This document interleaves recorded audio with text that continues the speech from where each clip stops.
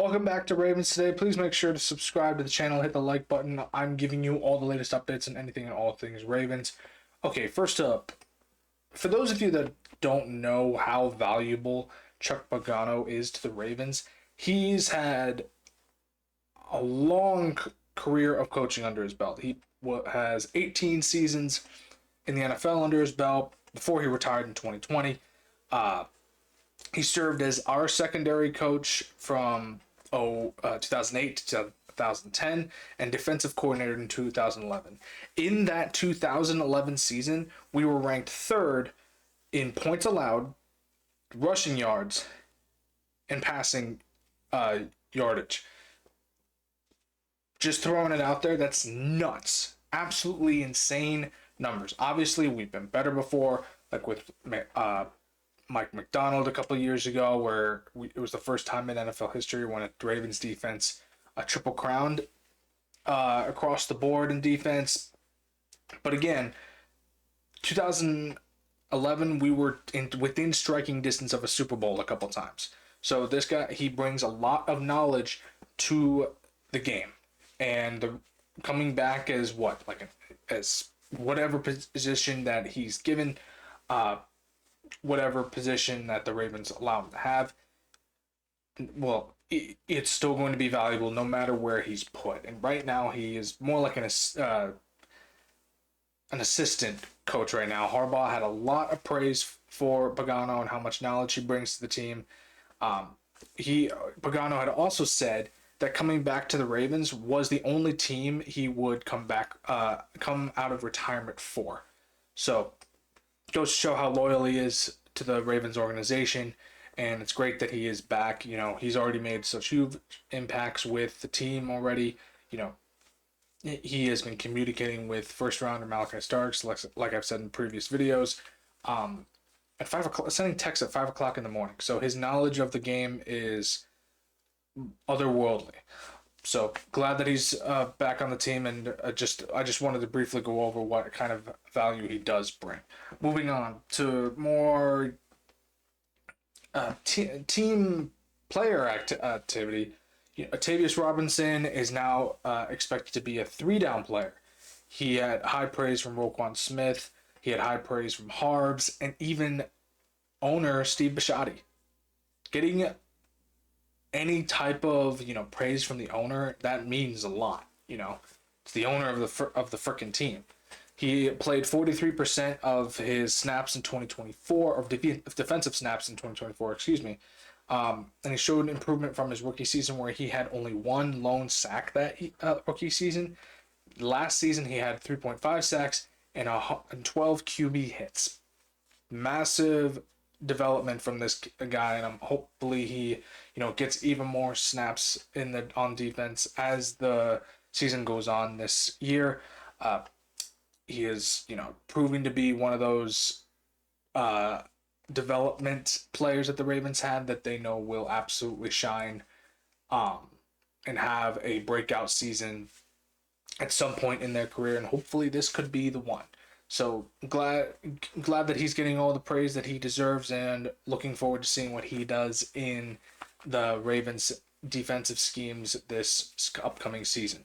Moving on, Harbaugh had this to say about adding another corner, because as I said in a previous video, Jair Alexander, former corner for the Green Bay Packers, was released because Packers couldn't find anything to trade for him. And the report is that Harbaugh was, he didn't mention Alexander, but he did say that the Ravens are open to any veteran corners that they want to add to the team. But he also mentioned that his guys are doing well, and if we don't add a corner, that's also fine too. I've noticed that TJ Tampa, especially in OTAs, has been doing very well. Great to hear that one of the on the draftees, the lower draftees from last season is trying to make a name for himself in OTAs. So that's good to hear. But again, like I said in previous video, I want Alexander solely for the veteran presence and knowledge that he brings. And when he plays, he's awesome, But the problem is he's injury prone. And I think that's what Harbaugh is hesitant to say his name about. He mentioned all veterans are welcome to, he would love to have them. There's no such thing as too many corners, so maybe there's something brewing in the works there that we don't know about. I know that 6 teams have reached out to Alexander for, you know, to look at him, see if what offer they can bring to the table for him, see if he's ready to go. And I would not be surprised if the Ravens are one of them. But I guess we'll have to wait and see on that. But again, Harbaugh doesn't put all the cards on the table. He keeps it not as vague as possible, but vague enough to keep us guessing. Gotta love it as a fan. Anyway, also moving on, we also have reports of who is on the bubble in terms of the roster. Uh, who is on the outside looking in to make the roster at the end of the of training camp in August. In August. So here we go. Devin Leary is one of them. Quarterback Devin Leary, third string backup right now. The Ravens, in my opinion, don't need 3 backups. They do need an emergency QB, obviously, but that's not going to be Leary. I think Leary goes down to the practice squad. And he'll just be an emergency QB if necessary. So but that's all I'm going to give Leary at this point. I think that's where he's going to end up, because we have Lamar and Cooper Rush. Cooper Rush has taken snaps as a starter before on the Cowboys when Dak Prescott was injured. So Rush has a little bit more experience as that particular starter. But again, anything could happen. Maybe Leary outshines Rush. But that's my prediction on where Leary's going to end up. Also, running back Rasheen Ali is also on the outside looking in. 4th string running back, behind Derrick Henry, Justice Hill, Keaton Mitchell. With Keaton Mitchell coming back and 100% healthy, Ali probably won't be taking many snaps this season, or if at all. I think he'll just end up on the practice squad, if anything. He did have some moments where he shined a little bit in the regular season last year, but I don't think that he's going to be able to hit the ground running, pun intended, for this season. I mean, all props to him. When he did show up, he did do pretty well for the limited snaps that he was given, but again, don't think he's going to be on the active roster. Also, wide receiver Malik Cunningham is on the outside looking in. I think the Ravens are going to release him. I'm sorry, he and Lamar are good friends, but Cunningham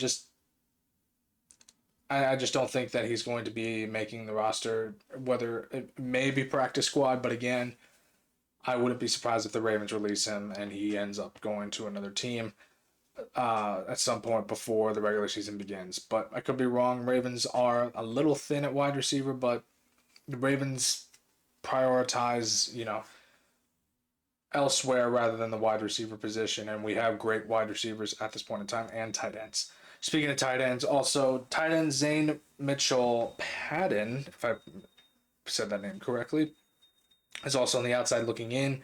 We already have 3 tight ends. There's no way he's going to be able to make that roster. We have Andrews, unless something miraculous happens, Isaiah Likely, and Charlie Kolar. I say miraculous because Andrews could be still traded before the trade deadline or released at some point at the end of the season because of his cap hit, or we just extend him. But I'd rather extend Isaiah Likely before Mark Andrews. So I don't think Mitchell Payton's going to make the roster. Maybe a practice squad, elevation, maybe something like that.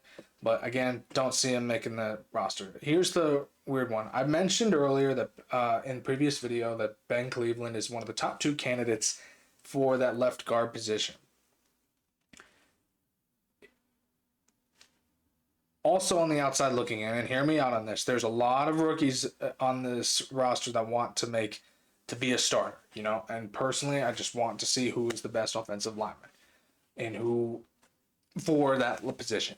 So, the reason why Brent Cleveland is on the outside looking in is because while he has had some success next to, Tyler Linderbaum and, having some help on the inside with, Ronnie Stanley, Tyler Linderbaum when he was at right guard, as well, next to Tyler Linderbaum. So he has a lot of, like, he gets a lot of help from Tyler Linderbaum being next to him. So my thing is that while I do think he's one of the top two candidates, I do believe that the Ravens are monitoring how well he does, because he's had a few years to try and make the roster in a starting position, but he hasn't excelled very much from the coach's perspective. He does take snaps on the special teams, but sometimes you just got to look at the new blood and say this guy is more suited for this position, or one of the vets that we sign and say this guy just looks better suited for this position than you are, and we have to either let you go or go down to the practice squad or just be in that rotational period. I don't know where he's going to end up. I guess we'll have to see if he has a breakout training camp and is able to prove to the coaches that he can hold his own and be able to open up lanes for the run game and keep Lamar Jackson in the pocket and not under pressure. Thank you for tuning into Ravens Today. I'm your host, Connor Gioffreda. Again, please make sure to subscribe to the channel, like the video. I will catch you all later. Have a good one.